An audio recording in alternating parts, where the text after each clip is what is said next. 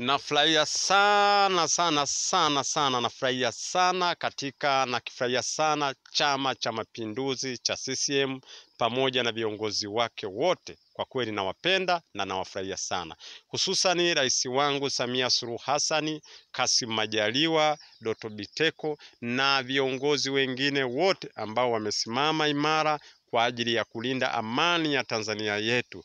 Hakika kwa kweli nawapigia saluti na wapa big up. Simameni imara. Haya mambo mengine sijui bandari limeuzwa, sijui mnakula hela, mimi sipo. Mimi nachokiangalia, unaangalia amani.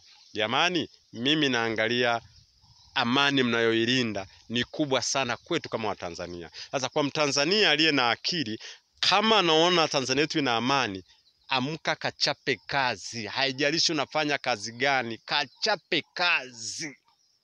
Ukichapa kazi ukapata pesa, hutofikiria kupiga makelele kama hao wengine wa vyama vingine wanaanza kuleta taharuki kwa wananchi. Mimi kwa kweli nafurahia sana, na Mungu awabariki, awape amani, awape nguvu ya kuweza kusimama imara bila kusikiliza maneno ya watu, bila kusikiliza kelele za watu.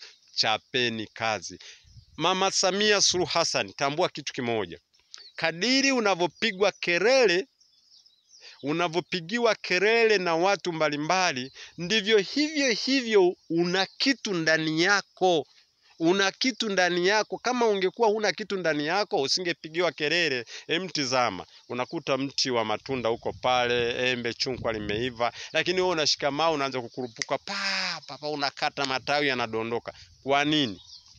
Shida unatafuta kitu ule. Sasa mama una kitu. Mama una kitu, ndo maana watu wanakushambulia. Kaa imara, simama. Simama kwa niaba ya Watanzania.